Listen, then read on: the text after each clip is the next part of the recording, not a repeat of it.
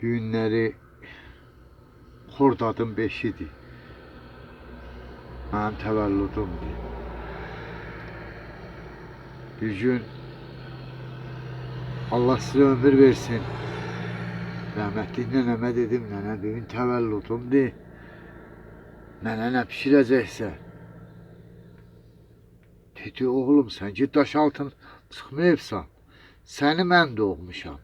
Hələ bimaristandayam, zahiyam, gəlməmişəm. Mən də getdim 2 dənə yumurtanı imro elədim, yedim.